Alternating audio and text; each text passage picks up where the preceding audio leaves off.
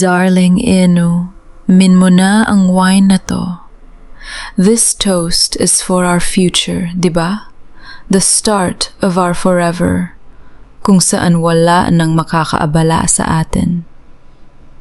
Valeria, you are my life. I promise I will love you until my last breath. Ang mga salitang iyon ay parang mga matatalim na kutsilyong humihiwa sa aking dibdib. Nakatayo lang ako sa gilid suot ang uniform, pilit na tinatago ang panging inig ng aking mga kamay. Ako ang tagapagsilbi ang anino sa loob ng marang, yang Monteverde Mansion. Habang sa harap ko, ang lalaking pinakamamahal ko ay nakatingin kay Valeria ng may pagkamang, hindi alam na ang lason sa loob ng kristal na baso ay unti-unti nang kumakalat sa kanyang kapalaran. Diyos ko po, pigilan niyo siya. Gusto kong sumigaw. Gusto kong tumakbo at agawin ang baso mula sa kamay ni Daniel pero alam kong sa sandaling gawin ko yun. Ako ang magmumulang baliw. Ako ang susunod na itataboy palabas ng barangay, ang taong walang pinag-aralan na pilit sumisira sa pinakamagandang araw ng pamilyang Monteverde. Sa loob ng 10 taon, inakala kong ang pagiging tapat ang magliligtas sa akin na ang utang na loob ko sa yumaong lola ni Daniel ang magsisilbing proteksyon ko. Mali ako.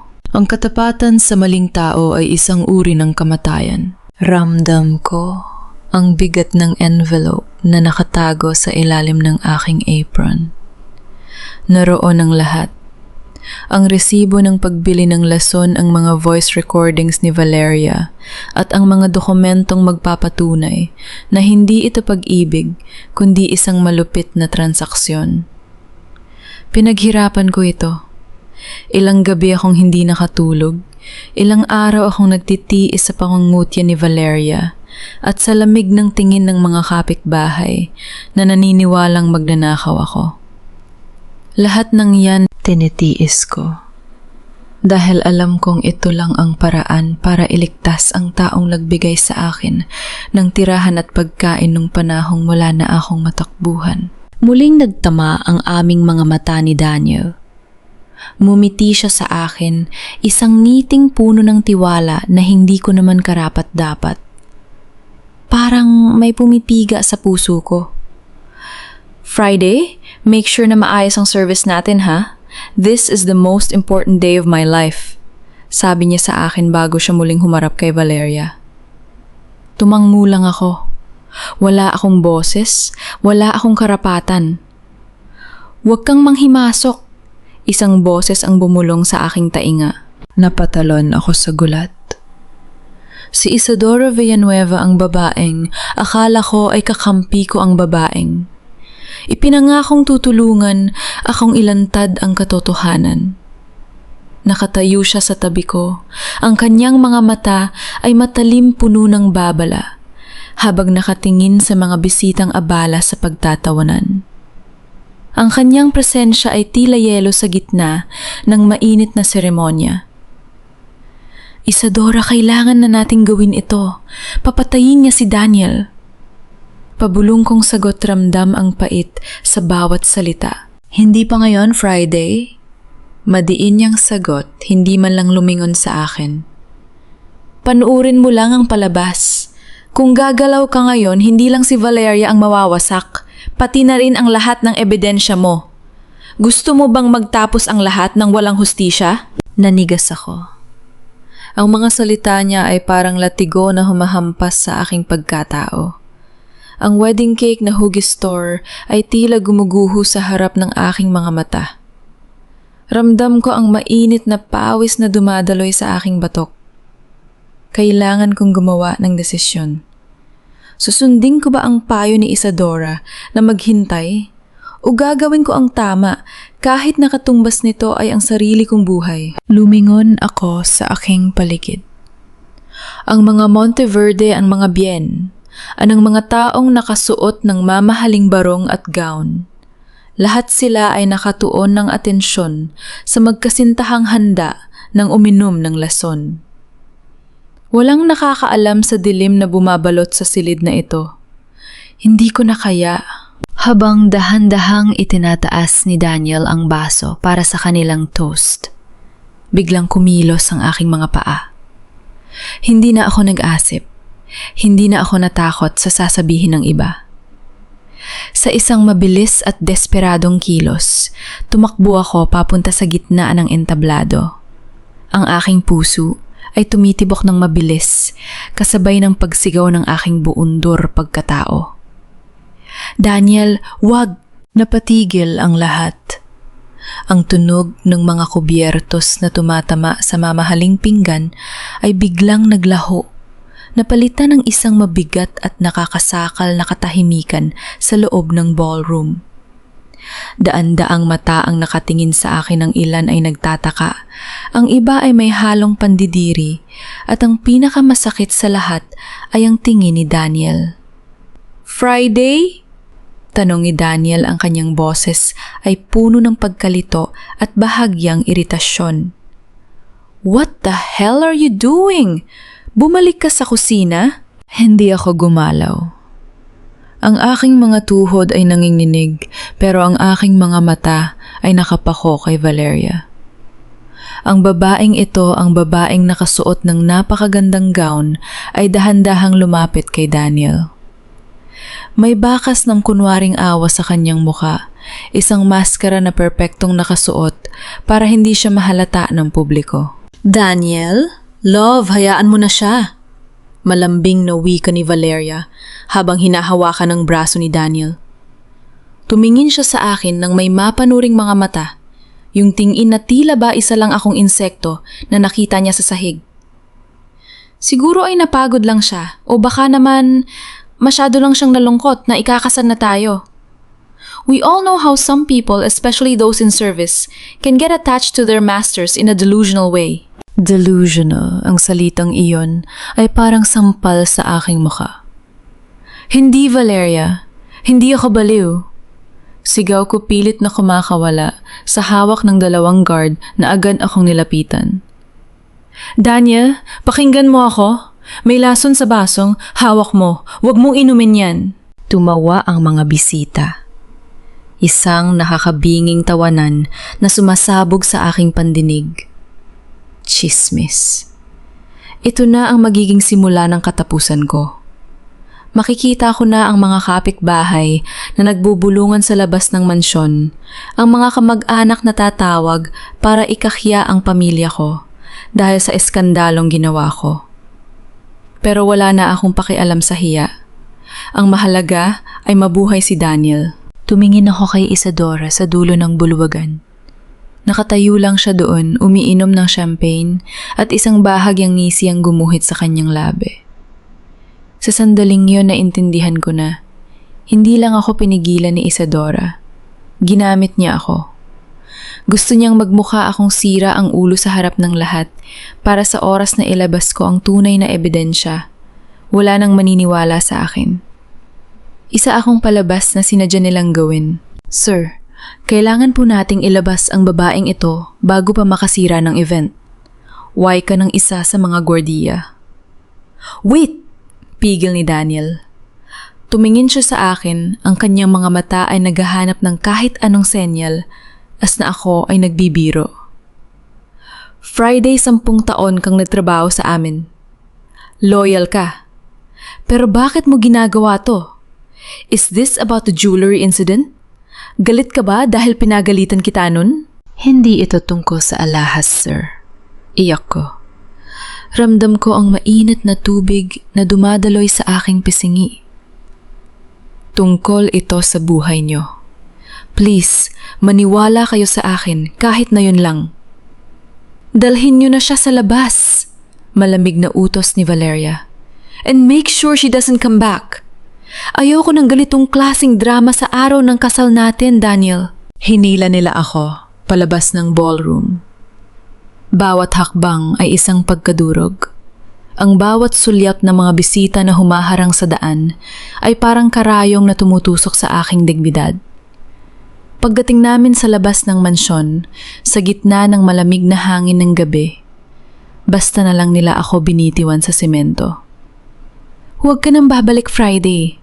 Banta ng gwardiya bago isara ang malaking bakal na gate ng Monteverde Mansion. Naiwan ako ron mag-isa sa dilim. Ang mga ilaw ng mansyon ay tila ng unghutya sa aking kabiguan. Hinaplos ko ang aking bulsa. Nandun pa rin ang envelope. Hindi pa tapos ang laban. Kung hindi nila ako pinakinggan sa loob, gagawa ako ng paraan para pilitin silang tumingin.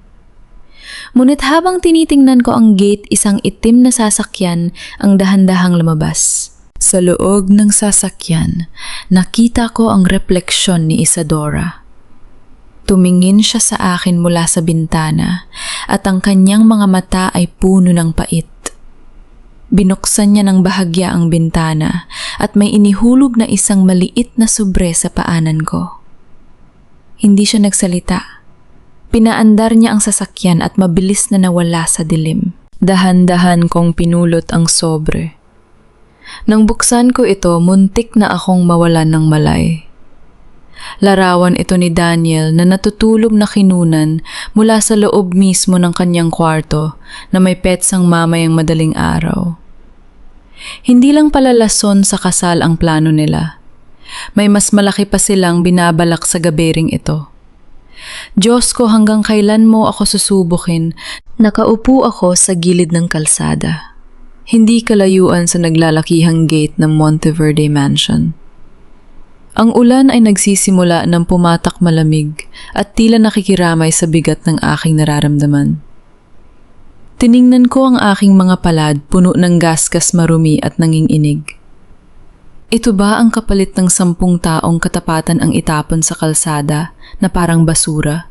Habang ang taong papatay sa amo ko ay nagdiriwang sa loob, hinawakan ko ng mahigpit ang larawang ibinigay ni Isadora. Si Daniel, mahimbing na natutulog. Ang petsang nakasulat sa likod ay para sa gabing ito ilang oras mula ngayon. Anong ibig sabihin nito kung ang lason ay hindi tumuloy kanina dahil sa panggugulo ko?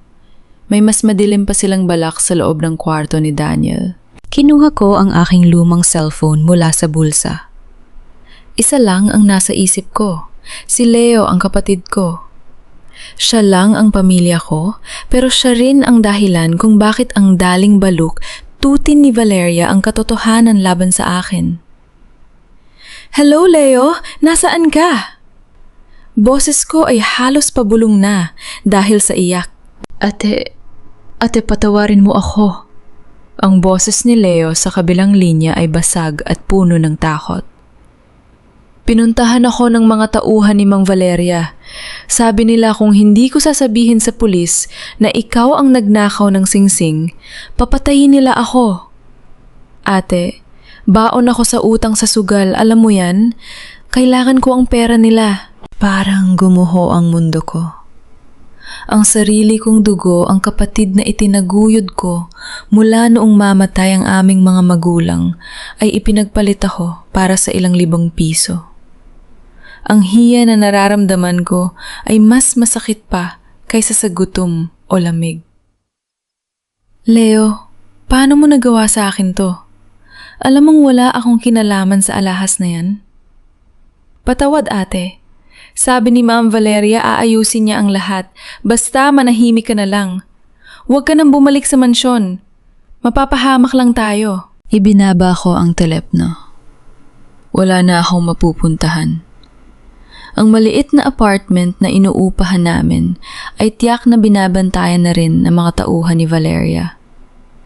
Sa bawat kanto ng barangay na ito, ang pangalan ko ay kinalat na bilang isang magnanakaw at baliw na katulong. Naglakad ako patungo sa isang maliit na sari-sari store para sumilong. Doon nakita ko sa telebisyon ang balita, isang maikling flash report. Ang kasal ni Daniel Monteverde at Valeria Salazar ay opisyal nang natuloy sa isang pribadong seremonya matapos ang iskandalong idinulot ng isang empleyado. Nakita ko ang mukha ni Valeria sa screen na kang-iti ng matamis habang nakakapit sa bisig ni Daniel. Isang demonyong nakasuot ng puti. Biglang tumunog ang aking cellphone. Isang text message mula sa hindi kilalang numero. Kung gusto mo iligtas si Daniel, pumunta ka sa likod ng lumang simbahan sa loob ng 10 minuto. Huwag kang magsasama ng pulis. Isama mo ang ebidensyang hawak mo. Alam kong bitag ito. Alam kong maairing kamatayan ang naghihintay sa akin sa likod ng simbahan na iyon. Pero naisip ko ang mukha ni Daniel, ang kabutihan ng kanyang lola, at ang 10 taon ng aking buhay na ibinuhos ko sa pamilyang iyon. Hindi ako pwedeng sumuko. Hindi ako pwedeng mamatay bilang isang magnanakaw sa mata ng mga tao. Tumayo ako at pinunasan ang aking mga luha. Hinarap ko ang malakas na ulan. Bit-bit ang aking dangal at ang nag-iisang ebidensyang natitira. Naglakad ako patungo sa simbahan. Ngunit pagdating ko doon, hindi si Valeria o ang kanyang mga tauhan ang nakita ko. Sa ilalim ng isang puno nakatayo si Maria, ang punong mayordoma na nagnakaw ng aking mga gamit kanina. Ang kanyang mukha ay puno ng pasa at ang kanyang uniforme ay punit-punit. Friday, tumakbo ka na. Hirap niyang sabi habang dahan-dahang bumabagsak sa lupa. Hindi nila kailangan ng griyeng ebidensya mo. Kailangan nilang buhay mo para isara ang kasong ito. Bago ko pa man matulungan si Maria, narinig ko ang tunog ng mga yabag ng sapatos sa likod ko. Isang malamig na bakal ang dumapo sa aking batok. Sabi ko sa iyo, Friday, hindi pa tapos ang palabas. Ang boses ni Isadora ay umalingaw-ngaw sa dilim. Ngayon, ikaw ang magiging bida sa isang trahedya. Don't move, Friday. Isang maling galaw mo lang, hindi mo na makikita ang pagsikat ng araw bukas. Ang boses ni Isadora ay kasing lamig ng ulan na bumabasa sa aking balat. Ramdam ko ang dulo ng baril na nakabaon sa aking batok. Ang bango ng kanyang mamahaling pabango ay humahalo sa amoy ng basang lupa at kalawang. Dito sa likod ng lumang simbahan kung saan ako madalas magdasal noon bata pa ako, tila tinalikuran na ako ng langit. Bakit Isadora? Tanong ko, pilit na pinapatatag ang aking boses kahit na ang buong katawan ko ay nanginginig sa takot. Akala ko ba gusto mong tulungan si Daniel? Sabi mo, hustisya ang hinahanap natin. Tumawa si Isadora. Isang maikling tawa na walang bahid ng saya. Dahan-dahan siyang umikot sa harap ko habang ang baril ay nakatutok pa rin sa aking dibdib. Ang kanyang mga mata na dati ay puno ng talino at malasyakit ay puno na ngayon ng purong puot. Justicia, Friday, you're so naive. Sa mundong ito walang hustisya para sa mga taong katulad nyo. Ang hustisya ay para lang sa mga may pera at kapangyarihan. Sabi niya habang dahan-dahang hinahaplos ang aking pisngi gamit ang kanyang bakanteng kamay. Hindi ko gustong iligtas si Daniel. Gusto ko siyang makitang bumagsak. Gusto kong makita ang pamilya Monteverde na nagmamakaawa sa putikan gaya ng ginawa nila sa nanay ko. 30 taon na ang nakalilipas.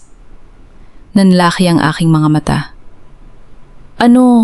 Ang tatay ni Daniel, ang iginagalang na Don Roberto Monteverde, he was a monster, Friday. Ginamit niya ang nanay ko isang hamak na sekretarya at nang mabuntis ito, itinapon niya kami na parang basura para pakasalan ng isang mayamang heredera.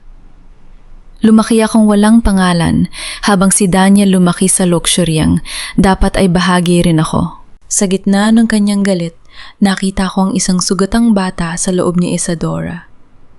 Pero ang sugat na iyon ay naging lason na kumalat sa kanyang buong pagkatao. Hindi siya biktima rito. Siya ay naging mas masahol pa sa mga taong kinamumuhian niya. Kaya ba nakipagsabuatan ka kay Valeria? Tanong ko. Valeria is just a greedy social climber. Madali siyang manipulahin, sagot ni Isadora sabay hablot sa envelope na hawak ko. Gagamitin niya ang lason para makuha ang pera at gagamitin ko naman ang pagkamatay ni Daniel para sirain ang reputasyon ng mga Monteverde. At ikaw, Friday, Ikaw ang magiging perpektong suspect. Isang katulong na nagtanim ng galit dahil pinaratangan ng pagnanakaw. Isang crimes of passion, di ba? Huwag mong gawin to, Isadora. Hindi kasalanan ni Daniel ang ginawa ng tatay niya. Pakiusap ko pero alam kong bingi na siya sa anumang katwiran. Biglang gumalaw si Maria sa lupa. Sa kabila ng kanyang mga pasa, pilit niyang hinawakan ang paa ni Isadora. Takbo! Friday! Takbo! Let go of me, you old hag! Sigaw ni Isadora, sabay sipa ng malakas kay Maria. Sa sandaling yun, nangawala ang pokus ng baryo sa akin. Ginamit ko ang lahat ng lakas ko.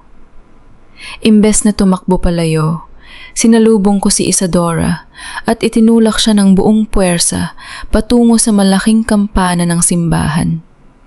Ang tunog ng pagtama ng kanyang katawan sa bakal ay umalingaw-ngaw sa paligid, kasabay ng pagbagsak ng baril sa maputik na lupa. Hindi na ako nag-aksyaya ng panahon.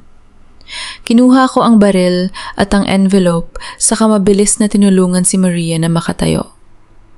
Pero bago pa man kami makalayo, narinig ko ang pag-andar ng ilagsasakyan sa paligid ng simbahan. Ang mga ilaw ng headlights ay tumama sa amin. Hindi ito mga pulis. Ito ang mga tauhan ni Valeria. Nakatrap kami. Sa harap namin ay ang mga mamamatay tao ni Valeria at sa likod namin ay ang nagnangalit na si Isadora.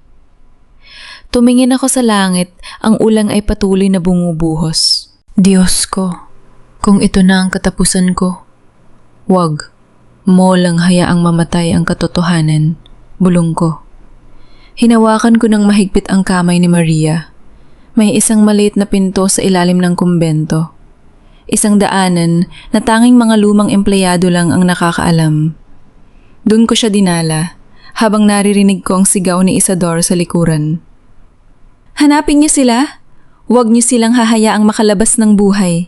Habang gumagapang kami sa madilim na tunnel, may naramdaman akong matigas na bagay sa bulsa ng uniforme ni Maria. Isang susi. Hindi ito susi ng mansyon. May nakaukit na maliit na logo, ang logo ng isang safety deposit box sa isang bangko sa Makati. Maria, ano to? Tanong ko. Ang tunay na kopya ng testamento ng lola ni Daniel, hingal na sabi ni Maria. Itinago ko bago pa man ako pilitin ni Valeria. Friday, ikaw lang ang pag-asa ni Daniel. Napatigil ako. Ang lola ni Daniel, ibig sabihin, may mas malalim pang dahilan kung bakit gustong mamatay ni Valeria si Daniel nang mas maaga. Hindi lang ito tungkol sa insurance. Ito ay tungkol sa isang lihim na maaaring magpabago sa kapalaran ng lahat. Dito, Maria. Dahan-dahan lang, bulong ko, habang inaalalayan ko siya sa madilim at mabahong tunnel sa ilalim ng simbahan. Ang amoy ng lumot at napanis na tubig ay humahalo sa amoy ng dugo mula sa mga sugat ni Maria. Bawat hakbang namin ay parang isang taon ng katumbas sa bigat. Friday, iwan mo na ako. Ubo ni Maria, ang kanyang katawan ay bumibigay na. Ilitas mo ang sarili mo. Ibigay mo ang susi na yan kay Daniel. Ang lola niya, bago siya mamatay. Alam niyang hindi mapagkakatiwalaan si Valeria. Binago niya ang testamento. Hindi makukuha ni Daniel ang mana kung hindi niya mapapatunayan na ang pakakasalan niya ay may malinis na hangarin. Valeria knew this. Kaya kailangan niya mamatay si Daniel bago pa mabuksan ang testamento yon sa kanyang ika. 36 na kaarawan. Hindi kita iiwan, Maria. Utang ko sa iyo ang buhay ko. Sagot ko, pilit na nilalabanan ang luhang gustong kumawala sa aking mga mata. Sabay nating haharapin ang liwanag. Habang gumagapang kami sa kadiliman, hindi ko maiwasang maisip si Valeria. Sa loob ng mansyon, tiyak na nakaharap siya ngayon sa salamin. Inaayos ang kanyang mamahaling alahas habang naghihintay ng balita ng aming kamatayan. Sa kabilang dako ng lungsod sa loob ng master bedroom ng mga Monteverde nakatayo si Valeria Salazar sa harap ng isang malaking salamin. Ang kanyang puting wedding gown ay nakakalat sa sahig parang isang patay na hayop. Nakatingin siya sa kanyang sariling refleksyon, ngunit hindi kagandahan ang nakikita niya. Nakikita niya ang isang batang babae na umiiyak sa gilid ng riles ng tren. Yakap ang malamig na bangkay ng kanyang ina na namatay dahil walang pambili ng gamot. Hindi na ako babalik doon. Bulong ni Valeria sa kanyang sarili.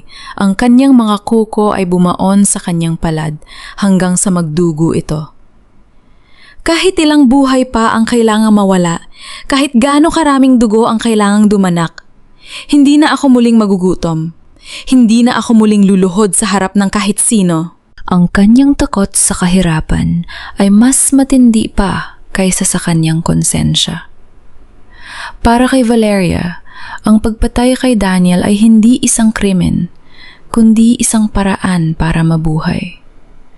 Ang bawat lason na inihahanda niya ay proteksyon laban sa multo ng kanyang nakaraan. Nabalik ang aking diwa nang marinig ko ang isang malakas na kalabog sa dulo ng tunnel. May nagbubukas ng pinto sa labasan. "Maria, bilisan mo!" Bulong ko, ramdam ang takbo ng kaba sa aking dibdib. Nakalabas kami sa isang makitid na eskinita sa likod ng palengke. Ang amoy ng napanis na gulay at basang karton ay sumalubong sa amin. Ang ulan ay humupa na, ngunit ang gabi ay mas lalong naging mapanganib. Sa malayo nakita ko ang isang jeepney na dahan-dahang tumitigil. "Diyan! Sasakay tayo diyan!" sabi ko kay Maria. Ngunit bago pa man kami makahakbang patungo sa kalsada, isang pamilyar na anino ang humarang sa amin. Hindi ito si Isadora. Hindi rin ito ang mga tauhan ni Valeria. Ito ay si Leo, ang aking kapatid. Nakatayo siya dun basa ng ulan at may hawak na kutsilyo. Ang kanyang mga mata ay puno ng pagsisisi, pero ang kanyang kamay ay nangiinig sa takot. "Ate, patawarin mo ako," hikbi ni Leo. "Sabi nila kung hindi ko raw gagawin to, kukunin nila ang buhay ko. Binayaran na nila ang lahat ng utang ko, ate. Sabi nila, isang saksak lang tapos na ang lahat." Napatigil ako. Ang sakit na naramdaman ko kanina sa ballroom ay wala pa sa kalahati ng sakit na nararamdaman ko ngayon. Ang batang pinakain ko, ang batang pinag-aral ko sa pamamagitan ng paglilinis ng banyo ng ibang tao, ay narito ngayon para tapusin ang buhay ko. "Leo, tingnan mo ako," sabi ko, dahan-dahang humahakbang palapit sa kanya. Kahit na itinataboy ako ni Maria. "Ako to, ang ate mo, ang taong nang akong hinding-hindi ka pababayaan. Itatapon mo ba ang lahat para sa pera ng isang demonyo?" "Wala na akong pagpipilian, ate," sigaw ni Leo, sabay sugod sa akin nang may pikit na mga mata. "Sige, Leo. Gawin mo. Isaksak mo sa akin yan para matapos na ang lahat. Pero tandaan mo, pagkatapos nito, hindi lang dugo ko ang nasa kamay mo. Dala-dala mo rin ang sumpa ng kapatid na nagmahal sa'yo ng higit pa sa kanyang sarili." Huminto si Leo. Ang kutsilyo ay ilang pulgada na lang mula sa aking dibdib. Ang kanyang mga balikat ay nagsimulang gumanit at sa gitna ng dilim at ulan narinig ko ang kanyang paghagulgol. Binitawan niya ang kutsilyo. Tumama ito sa semento, hindi lumika ng tunog ng bakal, kundi isang mabigat na kalabog sa gitna ng putikan. At hindi ko kaya, hikbi ni Leo habang bumabagsak siya sa kanyang mga tuhod. "Patawarin mo ako! Masyado akong mahina. Sabi ni Ma'am Isadora kung hindi kita papatayin siya mismo, ang magpapakulong sa akin dahil sa mga utang ko." "Isadora!" Napatitig ako sa kanya. "Sabi mo, si Isadora ang nag-utos sa'yo? Hindi si Valeria?" Dito ko naramdaman ang isang malamig na kilabot na mas matindi pa sa ulan. Akala ko ay magkaaway sina Valeria at Isadora. Akala ko ay ginagamit lang ni Isadora ang sitwasyon para sa kanyang sariling paghihigante. Pero sa bawat salitang lumalabas sa bibig ni Leo, unting nabubuo ang isang mas malaking katotohanan. Magkasabwat sila ate, sabi ni Leo habang pilit na tumatayo. Nakita ko silang nag-uusap sa loob ng opisina ni Isadora. Si Valeria ang kukuha ng yaman ni Daniel at si Isadora ang sisiguro na walang legal na hadlang. Pero may mas malalim pa silang plano. Isadora is not just a lawyer ate. Sabi niya, siya ang tunay na Monteverde. Napatingin ako kay Maria na noon ay hirap na ring huminga sa tabi ko. Ang kanyang mga mata ay nanlalaki, tila kinukumpirma ang sinabi ni Leo. Isadora, siya ang anak ni Don Roberto sa labas, bulong ni Maria. At ang lola ni Daniel, alam niya ito. Yun ang dahilan kung bakit binago ang testamento. Hindi lang para ilayo ang yaman kay Valeria, kundi para protektahan ang pamilya mula sa pot ni Isadora. Biglang nagbago ang lahat sa isip ko. Ang twist na ito ay parang isang malakas na lindol na sumira sa lahat ng aking pinaniniwalaan. Si Daniel ay nasa gitna ng dalawang babaeng gustong sumira sa kanya ang asawang uhaw sa pera at ang kapatid na uhaw sa paghihigante. At ako ang tanging nakakaalam ng lahat. Kinuha ko ang susi mula kay Maria. Ang maliit na bakal na ito ay hindi na lang susi ng isang safety deposit box. Ito ang susi sa kaligtasan ni Daniel at sa pagbagsak ng dalawang reyna ng kadiliman.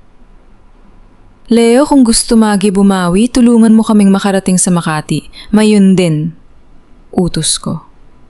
Ang boses ko ay wala ng bakas ng takot. Pinalitan na ito ng isang matigas na determinasyon. Sumakay kami sa isang lumang sasakyan na dinala ni Leo. Habang gumabagtas kami sa gitna ng madilim na kalsada, kinuha ko ang envelope na hawak ko pa rin. Binuklat ko ang isa pang dokumento na hindi ko pa masyadong nababasa kanina dahil sa gulo ng kasal. Doon nakita ko ang isang piraso ng papel na may sulat kamay ng lola ni Daniel. Isang liham na para sa akin. Friday. Alam kong ikaw lang ang mananatili sa tabi ng apo ko kapag nawala na ako. Ang katapatan mo ay hindi matutungbasan ng anumang sahod. Kapag binabasa mo ito, ibig sabihin ay nasa panganib na si Daniel. Gamitin mo ang lahat na nga sa loob ng box. Hindi lang ito tungkol sa pera, Friday. Ito ay tungkol sa tunay na pagkatao ni Daniel. Napakunot ang noo ko. Anong ibig sabihin ng lola? Pagdating namin sa bangko, kahit sarado na ito, ginamit ko ang mga koneksyon ni Maria sa isang dating gwardiya, doon na malakay ang utang na loob sa kanya. Sa loob ng vault, binuksan ko ang safety deposit box. Ngunit hindi pera ang tumambad sa akin. Hindi rin alahas, kundi isang medical record. Ang pangalan sa record, Daniel Monteverde, at ang diagnosis na bitawan ko ang papel. Ang aking mundo ay muling uminob. Si Daniel, alam niya. Alam niya ang lahat ng mangyayari. Diyos ko, hindi si Daniel ang biktima rito. Bulong ko habang nanlalamig ang aking buong katawan. Sa labas ng vault, narinig ko ang tunog ng mga sirena ng pulis. Pero hindi sila narito para iligtas ako. Sa bintana ng bangko, nakita ko ang mukha ni Daniel. Nakatayo siya sa labas, kasama si Valeria at Isadora. Ang kanyang mukha ay wala ng bakas ng pagkalito o pagmamahal. Isang malamig at mapanuyang ngiti ang nakaguhit sa kanyang labi habang nakatingin sa akin. Friday Amaralina Reyes. Ang boses ni Daniel ay umalingaw sa speaker ng bangko. Salamat sa pagdala ng huling piraso ng puzzle na kailangan ko para tuluyang makuha ang lahat. Ngayon, tapos na ang serbisyo mo. Salamat, Friday. You've been a very good girl. All these years, you were the perfect shield. Ang kailangan ko lang naman ay ang orihinal na toxicology report ni Papa na itinago ni Lola sa box na yan. And now you've delivered it right to me. Ang boses ni Daniel na lumalabas sa speaker ng vault ay tila isang malamig na haplos ng kamatayan. Napatingin ako sa papel na hawak ko. Hindi ito medical record ni Daniel. Ito ay toxicology report ni Don Roberto Monteverde, ang kanyang ama. Ayon sa dokumento, hindi atake sa puso ang ikinamatay ng Don, kundi isang dahan-dahang paglalason. At ang pangalang nakasulat sa ilalim bilang saksi sa paglab ng resulta si Maria. Lumingon ako kay Maria na ngayon ay nakasandal sa pader ng vault. Ang kanyang mukha ay mas maputi pa sa papel. Maria, alam nyo na pinatay si Don Roberto. Tanong ko, ang boses ko ay halos maglaho sa tindi ng emosyon. Friday, ang lola ni Daniel, piniling manahimik para protektahan ang pangalan ng pamilya. Hirap na sabi ni Maria. Pero si Daniel, hindi siya ang biktima rito, Friday. Siya ang mastermind. He knew Valeria was poisoning him and he let her do it. He wanted to use Valeria's crime to cover up the truth about his father's death and claim the entire insurance and inheritance without any legal contest. Nabitawan ko ang papel. 10 taon. 10 taon akong naglingkod ng may katapatan. 10 taon kong inisip na si Daniel ang aking bayani, ang taong nagligtas sa pamilya ko. Pero ang totoo, isa lang akong kasangkapan. Isang pawn sa isang laro na mas madilim pa sa kahit anong gabi. Friday, buksan mo ang pinto. Utos ni Daniel mula sa labas. Ibigay mo sa akin ang report at ang susi. I'll make sure you and your brother get out of the country. Bibigyan kita ng perang hindi mo kikitain sa buong buhay mo bilang katulong. Just give it to me and this all ends tonight. Ate, gawin na natin. Bulong ni Leo, ang kanyang mga mata ay puno ng takot habang nakatingin sa mga pulis na nakapaligid sa labas ng salamin na pader ng bangko. Pera na yan, ate. Makakaalis na tayo sa hirap. Hindi na tayo kailangan magtago. Tiningnan ko ang kapatid ko. Tiningnan ko si Maria at huli tumingin ako sa security camera sa loob ng vault. Alam kong nakatingin si Daniel sa akin. Nakikita niya ang bawat patak ng luha ko, ang bawat pang-inginig ng aking labi. Dito ko naramdaman ng isang kakaibang lakas. Hindi ito lakas na galing sa galit, kundi lakas na galing sa isang pusong wala nang balak magpaloko. Daniel, sabi ko, ang boses ko ay matatag at malinaw. Sabi mo tapos na ang serbisyo ko, Malika. Dahil na yun palang magsisimula ang tunay kong trabaho. What are you talking about, Friday? Don't be a martyr. Wala kang mapupuntahan. Sagot niya, may halong inis na ang kanyang tono. Dahan-dahan kong kinuha ang aking cellphone. Hindi ko ito ginamit para tumawag. Ginamit ko ito para i-broadcast ang lahat. Sa loob ng 10 buwan kong pag-iimbestiga, hindi lang lason ni Valeria ang nakuha ko. Nakuha ko rin ang mga usapan ni Daniel sa kanyang mga tauhan tungkol sa pagmamanipula sa testamento ni Lola. You forgot one thing, Daniel. Wika ko habang tinititigan ng camera. Isang hamak na katulong lang ako sa paningin niyo. Pero ang isang katulong siya ang nakakakita ng dumi na pilit niyang itinatago. Siya ang nakakarinig ng mga bulong na akala niyo ay walang nakakarinig. Pinindot ko ang live sa aking social media account. Sa loob ng ilang segundo, libo-libong tao ang nagsimulang manood. Ang mga tagasunod ng Monteverde, ang mga balita, ang mga taong noon ay nangungutya sa akin. Lahat sila ay nakatingin na ngayon. Sa lahat ng nakikinig, panimula ko habang itinatapat ang toxicology report sa camera. Ang pangalan ko ay Friday Amaralina Reyes. At ang pamilyang Monteverde na hinahangaan niyo ito, ang katotohanan sa likod ng kanilang kayamanan. Stop it, Friday pata. Inyo ang signal. Sigaw ni Daniel mula sa labas. Naririnig ko ang kalabog ng mga gamit na itinatapon niya sa galit. Pero huli na. Ang katotohanan ay parang tubig na kumawala sa dam. Wala nang makakapigil dito. Sa gitna ng kaguluhan, isang malakas na tunog ng pagbasag ng salamin ang umalingaw-ngaw. Ang mga pulis ay nagsimula ng pumasok. Pero hindi para sa akin. Isang matangkad na lalaki na nakauniforme ng NBI ang lumapit sa glass wall. Daniel Monteverde, you are under arrest for the murder of Roberto Monteverde and for conspiracy to commit parricide. Wika ng opisyal. Napatingin ako kay Daniel.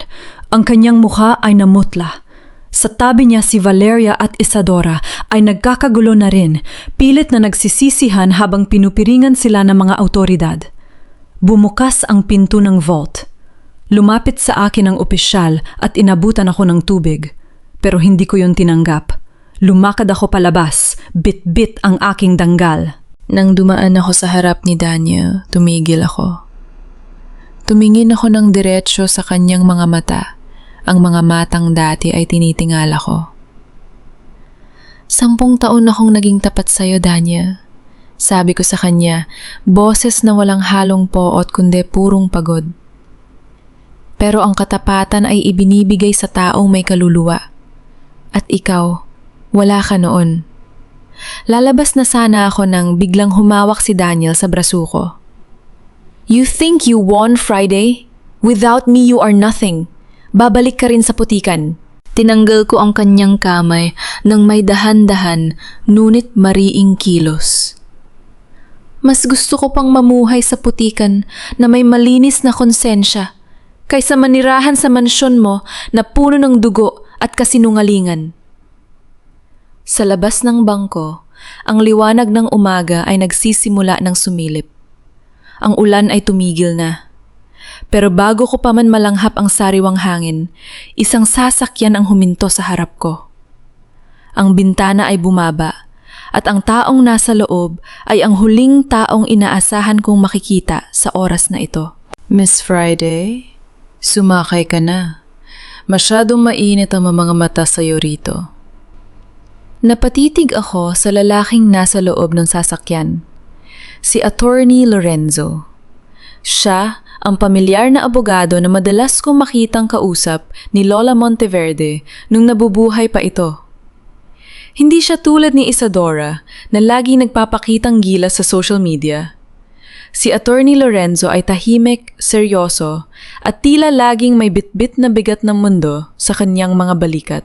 Pumasok ako sa loob kasama si Leo na hanggang ngayon ay hindi pa rin tumitigil sa pang-ingginig.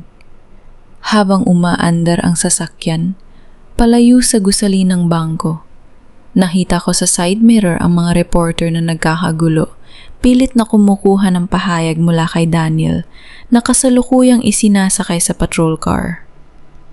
Ang imahe ng makapangyarihang Daniel Monteverde na nakapirata ang mga kamay ay isang bagay na hindi ko inakalang makikita ko sa buong buhay ko. Salamat, attorney. Mahina akong sabi habang nakatingin sa labas ng bintana. Ang mga ilaw ng lungsod ay tila naglalabo-labo dahil sa luhang muling namumuo sa aking mga mata. Huwag kang magpasalamat sa akin, Friday.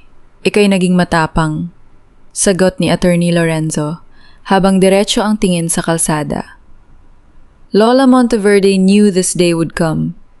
Alamin niyang may dilim na bumabalat sa puso ng kanyang apo. Pero hindi niya inakalang aabot ito sa puntong kailangan mong itaya ang sarili mong buhay. Bakit na yun lang po kayo lumitaw? Tanong ko, may halong pait ang aking tono. Sana ay mas maaga nating napigilan ang lahat ng to. Bumuntong hininga ang abogado. I was bound by professional ethics and the specific instructions in the will. Lola Monteverde made me swear na lilitaw lang ako kapag nakuha mo na ang toxicology report. She wanted to make sure na ang taong maglalantad ng katotohanan ay ang taong may pinakamalinis na hangarin. At ikaw, yun Friday. If I stepped in earlier, Daniel's legal team would have crushed me before I could even present the evidence. Dinala kami ni Attorney Lorenzo sa isang ligtas na bahay, isang maliit ngunit maayos na apartment sa labas ng Metro Manila. Doon nahanap namin si Maria na nauna ng binala ng NBEI para mabigyan ng medical na atensyon. Ate Maria? Tawag ko habang lumalapit sa kanyang higaan. Ngumiti ng bahagya si Maria, bagaman halatang nahihirapan pa rin siyang huminga. Friday? Tapos na. Wala nang mga halimaw sa mansyon. Pero ang Hiya Maria, ang pangalan natin, bulong ko. Sa Pilipinas, hindi sapat na ikaw ang tama. Kapag nasangkot ka sa ganitong iskandalo, ang tingin ng mga kapitbahay at ng lipunan ay laging may bahid ng duda. Sasabihin nila katulong lang ako na gustong sumira ng mayamang pamilya. Hayaan mo silang magsalita. Singit ni Attorney Lorenzo habang naglalapag ng ilang dokumento sa mesa. Ang mahalaga ay ang katotohanang hawak natin. Pero kailangan mo maghanda, Friday. Daniel has high-priced lawyers. At si Valeria, she's already playing the victim card on national television. Binuksan ni Leo ang lumang TV sa sulok ng kwarto. Tumambad sa amin ang mukha ni Valeria. Wala na ang kanyang wedding gown, suot na niya ang isang simpleng itim na damit at ang kanyang mga mata ay mugto sa iyak. I was a victim too. Hitbi ni Valeria sa harap ng mga kamera. Pinilit ako ni Daniel. Pinagbantaan niya ang buhay ko, kaya ako sumunod sa mga gusto niya. At ang katulong na si Friday, she was obsessed with my husband. She's making up stories because she wanted to be in my place. Napahawak ako sa aking dibdib. Ang kapal ng mukha. Ang ganitong uri ng kasinungalingan ang nagpapakulo sa dugo ko.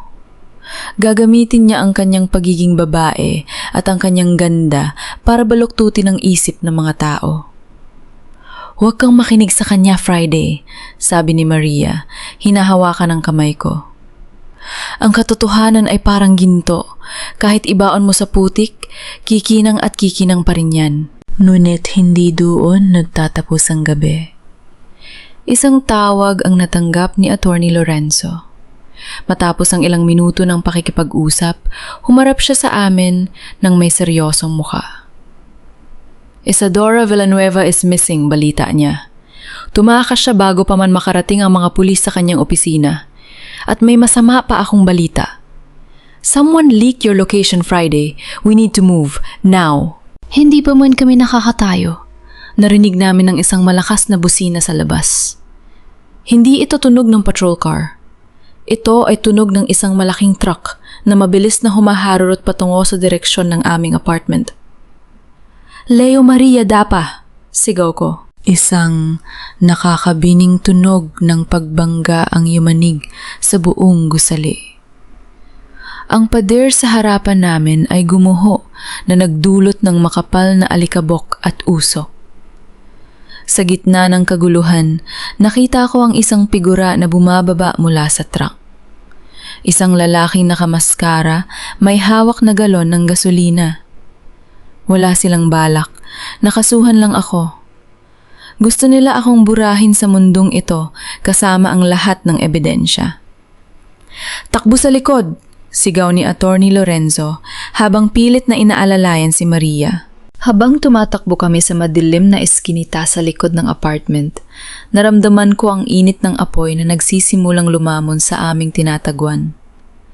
Tumingin ako sa likod at nakita ko ang maskaradong lalaki na dahan-dahang naglalakad, tila hindi nagmamadali dahil alam niyang wala na kaming mapupuntahan. Pero sa dulo ng eskinita, may isang pamilyar na tunog. Ang tunog ng isang jeepney. Ang driver ay walang iba, kundi ang isa sa mga dating tauhan sa mansyon na tinulungan ko noon na magkasakit ang kanyang anak. Sakay Friday, bilisan niyo? Sigaw ni Mang Carding. Sumakay kami sa jeepney habang ang apoy sa likuran namin ay nagliliwanag sa buong kalsada.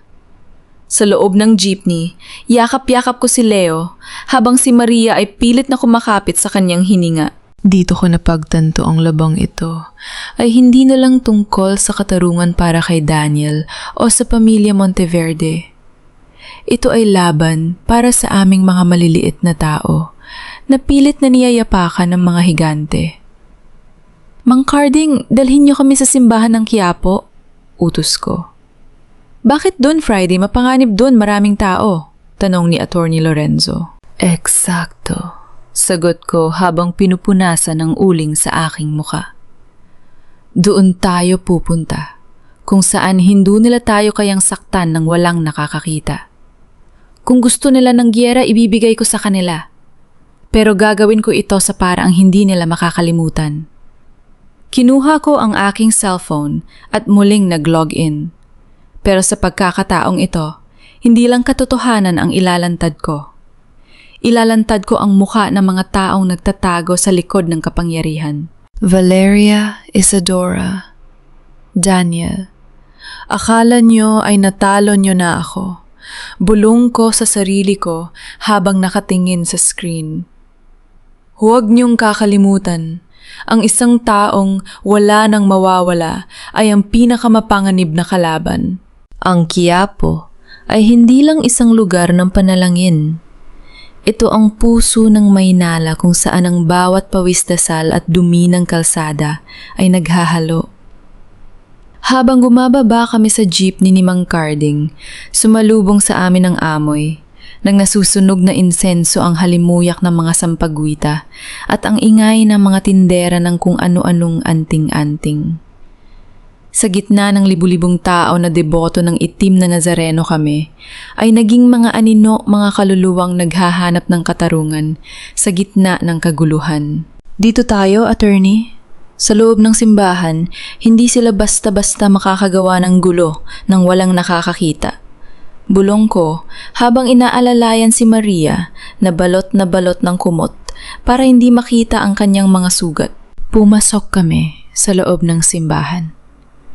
Ang lamig ng semento at ang katahimikan sa loob ay tila isang yakap pagkatapos ng mahabang takbuhan. Lumuhod ako hindi dahil sa tradisyon kundi dahil sa bigat ng aking nararamdaman. Tumingin ako sa itim na Nazareno. Ang kanyang pasan na krus ay tila salamin ng krus na pasan ko ngayon, isang katulong na pilit na ibinabaon sa lupa ng mga taong akala mo ay malilinis dahil sa kanilang kayamanan. Friday, kailangan na nating kumilos, sabi ni Attorney Lorenzo habang nakatingin sa kanyang relo. Ang balita tungkol sa sunog ay kumakalat na. Valeria's camp is spinning it as an electrical fault. Sinasabi nilang baka ikaw pa ang nagsimula ng apoy para itago ang mga ebidensya mong peke. Hindi na sila makakatakas sa pagkakataong ito, sagot ko. Kinuha ko ang aking cellphone. Ramdam ko ang panginginig ng aking mga daliri, pero hindi ito takot. Ito ay pananabik. Binuksan ko ang aking live. Sa loob ng ilang minuto, ang bilang ng mga nanonood ay umakyat sa 10,000, 20,000 hanggang sa naging viral na ito. Ang mga tao sa loob mismo ng simbahan ay nagsimulang tumingin sa kanilang mga telpono. Narinig ko ang mga bulungan. Siya yung katulong, di ba? Yung nasa balita. Nandito siya sa Quiapo. Humarap ako sa kamera. Ang aking mukha ay marumi, ang aking uniforme ay may bakas ng abo, pero ang aking mga mata ay nagniningning sa katotohanan. Sa lahat ng nanonood, lalo na sa mga kasamahan kong manggagawa, mga kapwa ko, katulong na nakakaranas ng pang-aapi. Hindi ako magnanakaw. Hindi ako baliw. Panimula ko ang boses ko ay umalingaw, ungaw sa papaligid. Ang pamilyang Monteverde at si Valeria Salazar ang tunay na kriminal. Sinunog nila ang tinataguan namin para patahimikin ako. Pero nandito ako sa harap ng Diyos at sa harap ninyong lahat. Ipinakita ko sa camera ang susi At ang huling dokumentong nakuha namin, isang liham mula sa lola ni Daniel na may kasamang DNA test result. Ito ang twist na hindi ko inaasahan. Valeria Salazar, o mas kilala bilang si Maricel Di Maano sa kanyang lumang buhay sa kalsada. Sabi ko diretso ang tingin sa kamera na tila ba kaharap ko ang babaeng yun? Hindi lang pera ang ninakaw mo. Ninakaw mo ang pagkakakilanlan ng tunay na Valeria Salazar na namatay sa isang aksidente 10 taon na ang nakalilipas. Ikaw ay isang impostora. Narinig ko ang singhap ng mga tao sa paligid ko. Ang katahimikan sa simbahan ay nabasag ng mga bulong-bulungan. Ang DNA test na hawak ko ay nagpapatunay na ang babaeng asawa ni Daniel ay walang kaugnayan sa tunay na pamilya Salazar. Biglang bumukas ang malaking pinto ng simbahan. Isang grupo ng mga lalaking nakasuit ang pumasok, kasama si Isadora Villanueva. Hindi na siya mukhang abogada. Ang kanyang buhok ay gulo-gulo at ang kanyang mga mata ay puno ng desperasyon. Ibigay mo sa akin ang papel na yan, Friday. Sigaw ni Isadora habang mabilis na naglalakad patungo sa akin. Ang mga tao ay nagsimula mag-alisan sa kaning daan, natatakot sa galit na dala niya. Wala na, Isadora. Huli na ang lahat, sabi ko habang itinatago ang papel sa likod ko. Napanood na ng buong Pilipinas ang katotohanan. Kahit patayin niyo ako rito, hindi niyo na mabubura ang narinig nila. You don't understand. Iyak ni Isadora. Ang kanyang boses ay puno ng pait. I built everything para sa hustisya ng nanay ko. Hindi ko hahayaang isang hamak na katudon lang ang sisira sa lahat. Inilabas ni Isadora ang isang maliit na bote ng asido mula sa kanyang bag. Susugod sana siya sa akin nang biglang may humawak sa kanyang braso. Isang matandang babae, isa sa mga tindera ng sampagwita sa labas, ang tumayo sa pagitan namin. Tama na, anak. Ang simbahan ay bahay ng Diyos. Huwag mong dumiin ang iyong kamay sa harap niya. Sa sandaling yon ang mga tao sa Quiapo, ang mga tindera, ang mga pulubi, ang mga driver ay nagsimulang palibutan kami. Hindi para syaktan kami, kundi para protektahan ako. Isang pader na mga ordinaryong tao ang humarang kay Isadora at sa kanyang mga tauhan. Umalis na kayo rito, sigaw ng isang lalaki. Hustisya para kay Friday, sigaw pa ng isa. Napaluhod si Isadora sa gitna ng mga tao. Ang kanyang plano, ang kanyang paghihiganti, ay gumuho sa harap ng puwersa ng mga taong dati, ay hindi niya man lang tinitingnan. Ngunit sa gitna ng tagumpay na yon, may isang bagay na nakalimutan ko. Kung si Isadora ay narito, nasaan si Valeria biglang tumunog ang telepo, ang ni Attorney Lorenzo. Ang kanyang mukha ay biglang namutla. Friday? Si Leo! Bulong niya. Lumingon ako sa likod. Wala na si Leo sa tabi ni Maria. Ang pinto sa gilid ng simbahan ay bahagyang nakabukas at sa labas nakita ko ang isang itim na sasakyan na mabilis na humaharurot palayo.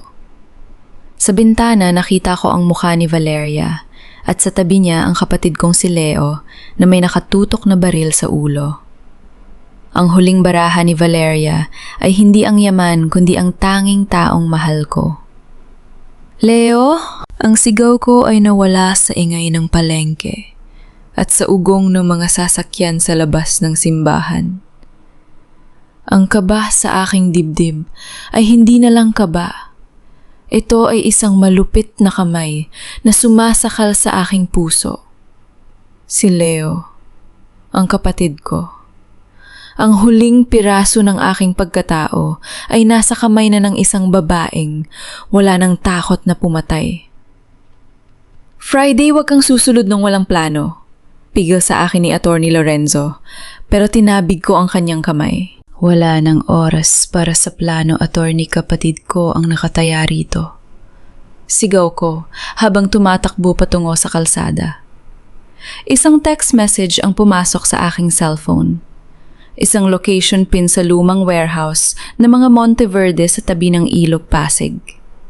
Isang lugar na matagal nang inabandona, puno ng mga kalawangin na makinarya at mga lihim na hindi na dapat muling mabuksan. Pumunta ka rito ng mag-isa. Dalhin mo ang orihinal na toxicology report at ang DNA results.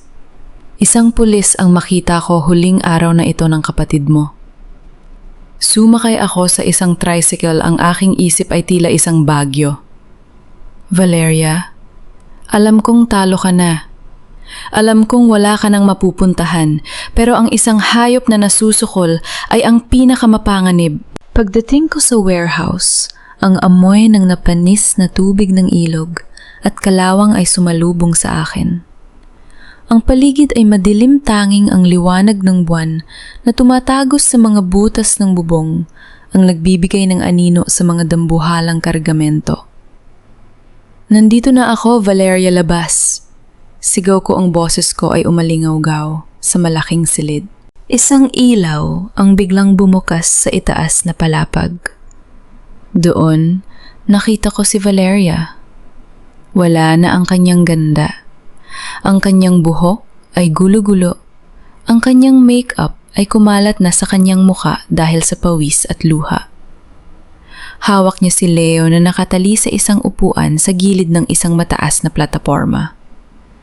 Isang maling galaw at mahuhulog si Leo sa mga matatalim na bakal sa ibaba. Ibigay mo sa akin ang mga papel, Friday. Sigaw ni Valeria, ang kanyang boses ay nanginginig sa desperasyon. Ibigay mo sa akin lahat, pagkatapos nito aalis ako. Hahayaan ko kayong mabuhay. Wala nang sasaya mga papel na yan, Valeria. Sagot ko habang dahan-dahang lumalapit.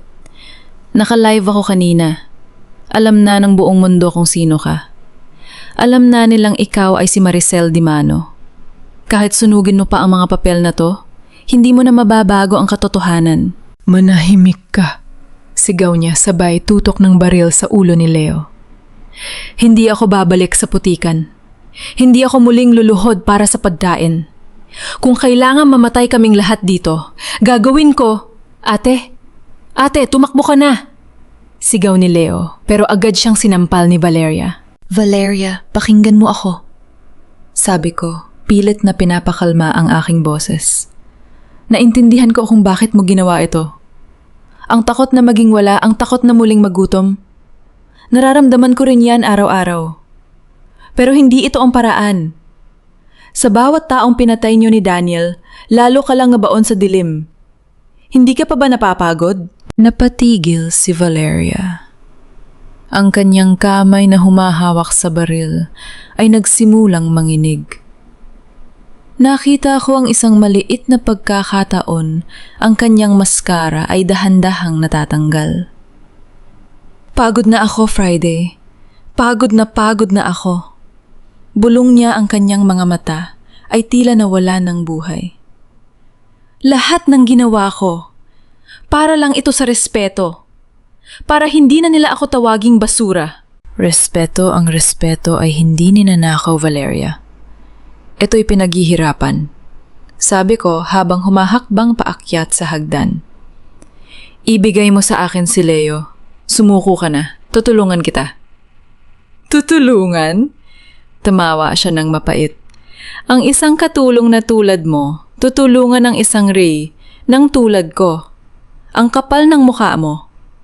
Biglang nagbago ang kanyang mukha. Ang awa ay napalitan ng purong galit. Kung hindi ko makukuha ang buhay na gusto ko, walang sinuman sa inyo ang makakakuha nun. Kinalabit ni Valeria ang gatilyo. Pero sa bilis ng aking reflexes, tumalon ako patungo sa kanya. Isang malakas na putok ang bumasag sa katahimikan ng warehouse. Naramdaman ko ang isang matinding hapdi sa aking balikat, pero hindi ako huminto. Itinulak ko siya palayo kay Leo. Nagpambuno kami sa gilid ng plataporma. Ang bawat kalmot, bawat sabunot ay puno ng puot. Si Valeria ay lumalaban na parang isang baliw. Ang kanyang mga kuko ay bumaon sa aking braso. Mamatay ka na. Sigaw niya. Sa isang malakas na tulak, nawalan ng balanse si Valeria. Nakakapit siya sa gilid ng bakal. Ang kanyang katawan ay nakabitin sa ere. Tiningnan niya ako, ang kanyang mga mata ay puno ng takot. Hindi ito ang mata ng isang kriminal. Ito ang mata ng isang bata na muling nawawala sa dilim. Inabot ko ang aking kamay sa kanya. Valeria, hawak ka. Huwag kang bibitit. Napatitig siya sa aking kamay. Ang kamay ng isang katulong na pilit niyang inaliit. Ang kamay na ngayon ay ang tanging nag-uugnay sa kanya sa buhay. Bakit? Tanong niya, ang kanyang boses ay halos hindi marinig. Bakit mo ako ililigtas? Dahil hindi ako katulad mo. Sagot ko ng may katatagan. Ngunit bago pa man mahawakan ni Valeria ang aking kamay, narinig namin ang tunog ng mga sirena ng pulis sa labas. At sa di kalayuan sa anino ng warehouse, isang figura ang dahan-dahang lumitaw. Si Isadora Villanueva. May hawak siyang isang remote control. Isang malamig na ngiti ang nakaguhit sa kanyang labi. Sabi ko sa inyo, walang sinuman ang lalabas ng buhay, bulong ni Isadora. Isang malakas na pagsabog ang yumanig sa buong warehouse. Ang mga haligi ay nagsimulang gumuho. Ang apoy ay mabilis na kumalat, lalamunin ang lahat ng aming mga lihim. Ang tanging naririnig ko ay ang mabilis na pagtibok ng aking puso at ang nakakabinging ugong sa loob ng aking mga tainga. Ang paligid ay nabalot ng makapal na abo at usok na tila ba ang buong mundo ay biglang naging kulay abo. Ramdam ko ang hapdi sa aking balikat, ang mainit na daloy ng dugo na humahalo sa alikabok sa aking uniforme. Leo, Leo!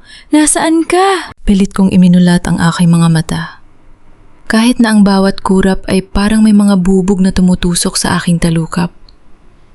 Sa gitna na naglalagablab na apoy, na nagsisimulang lamunin ang mga lumang kahoy na kargamento, nakita ko si Leo. Nakahandusay siya, hindi kalayuan sa akin. Pero ang platapormang kinaroroonan niya ay dahan-dahan ng gumibigay. Ate? Mahinang tawag ni Leo. Salamat sa Diyos, buhay siya. Ginamit ko ang lahat ng natitira kong lakas para gumapang patungo sa kanya. Ang init ng apoy ay tila humihigop sa lahat ng hangin sa loob ng warehouse. Bawat hininga ko ay puno ng lasa ng sunog na plastik at kalawang.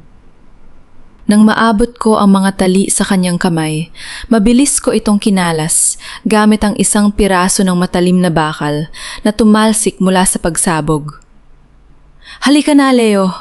Kailangan na nating lumabas! Ngunit bago pa man kami makahakbang, pababa isang boses ang umalingaw-ngaw mula sa ilalim ng mga gumuhong semento. Isang boses na puno ng pait at huling hininga ng put. Hindi itong dapat na mangyari. Nakita namin si Isadora. Nakadapas siya sa sahig, ang kalahati ng kanyang katawan ay naipit sa ilalim ng isang dambuhalang haligi ng bakal na bumagsak mula sa kisame. Ang kanyang mukha ay puno ng dugo at ang kanyang mga mata ay nanlilisik pa rin habang nakatingin sa akin. Ang remote control na ginamit niya ay durog na sa kanyang tabi. Isadora, bitawan mo na ang galit mo, sabi ko habang inaalalayan si Leo. Tingnan mo ang ginawa mo. Wala ka ring napala. Ang pangalan ko.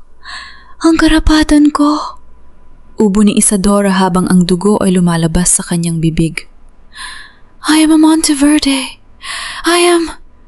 Hindi na niya natapos ang kanyang sasabihin. Isang malakas na lagutok ng bakal ang muling narinig at ang natitirang bahagi ng bubong sa itaas niya ay tuluyan ng bumigay. Sa isang iglap, ang put ni Isadora Villanueva ay tuluyan ng nabaon sa ilalim ng mga guhong simbolo ng yaman na pilit niyang hinabol. Ate si Valeria? Sigaw ni Leo, sabay turo sa kabilang bahagi ng warehouse. Nakita ko si Valeria. Nakasandaw siya sa pader, nakatulala sa bangkay ni Isadora. Ang kanyang braso ay may malalim na sugat at tila ba nawala na siya sa kanyang sariling kaisipan. Nang makita niya kami, hindi na siya lumaban. Hindi na siya sumigaw. Dahan-dahan siyang napaupo sa gitna ng naglalagablab na apoy. Ang kanyang mga mata ay nakapako sa kawalan. "Valeria, halika na! Malalaglag na ang buong gusali!" Sigaw ko. Tumingin siya sa akin. Isang tingin na puno ng pagod, pagsisisi at huling pagtanggap sa kanyang kapalaran. "Iwan niyo na ako, Friday," bulong niya. "Bumalik na ako sa putikan. Doon naman talaga ako nararapat, di ba? Hindi ko siya iniwan. Kahit na sa kabila ng lahat ng ginawa niya, hindi ko kayang panuorin ng isang tao na lamunin ng apoy ng buhay." Hinila ko ang kanyang braso at sa tulong ni Leo, binuhat namin siya palabas ng nagbabagang warehouse. Eksakto, sa aming paglabas sa malaking pinto, ang buong istruktura ay tuluyang gumuho sa likuran namin. Isang malakas na yan, igang naramdaman sa buong paligid, kasabay ng pagbuga ng makapal na usok patungo sa madilim na langit. Bumagsak ako sa semento hinihingal, yakap si Leo. Ang mga sirena ng pulis at ambulansya ay palapit na. Ang liwanag ng kanilang mga ilaw ay tumatama sa aming mga mukha. Nakita ko si Attorney Lorenzo na tumatakbo patungo sa amin kasama ang mga opisyal ng NBI. Lumapit sila at agad na binuhat si Valeria para lagyan ng piring at dalhin sa ospital sa ilalim ng mahigpit na kustudya. Lumapit sa akin ang isa sa mga pulis. "Miss Friday, maayos na ang lahat. Hawak na rin namin si Daniel Monteverde sa loob ng kulungan. Wala na siyang kawala matapos ang lahat ng ebiden siyang inilabas mo." Tumanggo ako pero wala akong naramdamang saya. Ang naramdaman ko lang ay isang malalim na kaluwagan. Ang 10 taon ng aking buhay ay tila isang mahabang panaginip na sa wakas ay natapos na. Tumingin ako kay Leo. "Leo, okay ka lang?" "Ate, patawarin mo ako sa lahat ng sakit na idinulot ko." Hikbi niya habang yakap ako ng mahigpit. "Magsisimula tayo muli, ate. Pang-ako hinding-hindi na ako magiging mahina. Magkasama tayo, Leo. Yun lang ang mahalaga." Sagot ko habang pinupunasan ng dumi sa kanyang mukha. Sa malayo nakita ko ang pagsikat ng araw sa ibabaw ng ilog Pasig. Ang liwanag nito ay tila naghuhugas sa lahat ng dugo at dumi ng nagdaang gabi. Hindi na ako babalik sa mansyon. Hindi na ako muling tatawaging katulong lang na may halong pangungutya. Dahil sa gabing ito, napatunayan ko na ang tunay na halaga ng tao ay wala sa gintong suot niya, kundi sa katotohanang handa niyang ipaglaban. Lumipas ang 6 na buwan. Mula ng gabing lamunin ng apoy ang warehouse sa tabi ng ilog Pasig. Ngayon, nakatayo ako sa harap ng salamin hindi na suot ang kupas at mantsadong uniforme ng isang katulong. Suot ko ang isang simpleng barong na pambabae malinis, maputi at tila sumasalamin sa bagong kabanata ng aking buhay. Sa loob ng korte kanina, narinig ko ang huling hatol. Habang buhay na pagkabilanggo para kay Daniel Monteverde dahil sa pagpatay sa sarili niyang ama at sa tangkang pagpatay sa amin. Si Valeria o si Maricel Di Maano ay nahatulan din ng mahabang panahon sa kulungan. Nakita ko ang kanilang mga mukha. Wala na ang kayabangan, wala na ang kinang. Mukha na lang silang mga aninong, naligaw sa sarili nilang kasakiman. Nang dumaan ako sa tapat ng selda ni Daniel bago siya ilipat sa bilibid, tinawag niya ang pangalan ko. "Friday, kuhanin mo ang bahagi ng mana na iniwan ni Lola para sa'yo. Deserve mo yon. Just, please, patawarin mo ako." Sabi niya, ang boses ay basag at puno ng pagsisisi. Tiningnan ko siya ng matagal. Naalala ko ang 10 taon ng aking buhay, ang bawat pagod, ang bawat puyat, at ang bawat panlalait na tinanggap ko sa loob ng kanilang mansyon. "Ang perang yan, Daniel, ay galing sa dugo at kasinungalingan. Hindi ko kailangan ng manamo para mabuhay ng may dangal. Sagot ko ng may katatagan. Ang patawad ay ibinibigay ng Diyos, pero ang katarungan ay ibinibigay ng katotohanan. Ngayon, pareho na tayong malaya. Ikaw sa iyong mga sikreto at ako sa iyong pamilya. Hindi ko tinanggap ang alok niyang kayamanan. Sa halong tulong ni Attorney Lorenzo at sa suporta ng mga taong naniwala sa akin matapos ang viral live video ko sa Quiapo, nakapagtayo ako ng isang maliit na institusyon. Nakatayo ako ngayon sa harap ng isang puting gusali. Sa itaas ng pinto may nakasulat, Hiyas ng Serbisyo Center for Domestic Workers' Rights and Empowerment. Ito ang pangarap na nabuo mula sa mga latay ng aking karanasan. Dito ang mga katulong yaya at driver ay hindi lang tinitingnan bilang mga trabahador, kundi bilang mga tao na may karapatan, may boses, at may dignidad. Ate Friday, handa na po ang lahat para sa opening? Tawag ni Leo sa akin. Mumiti ako sa aking kapatid. Maayos na ang kanyang kalagayan. Nag-aaral na siya muli at aktibong tumutulong sa center. Si Maria naman, bagaman mahina pa ang katawan, ay nagsisilbing punong tagapayo namin. Ang kanyang mga kwento ng karanasan ang nagbibigay ng inspirasyon sa mga bagong henerasyon ng mga manggagawa. Lumingon ako sa paligid. Maraming tao ang dumalo, mga dating kasamahan sa trabaho, mga ordinaryong mamamayan, at mga taong ang tanging dala ay pasasalamat. Sa gitna ng karamihan, nakita ko si Mang Carding, ang driver ng jeepney, na nagligtas sa amin. Kumaway siya sa akin ng may malawak na ngiti. Dito ko napagtanto na ang tunay na utang na loob ay hindi sa mga taong nagbigay sa iyo ng trabaho kapalit ng iyong pagkatao.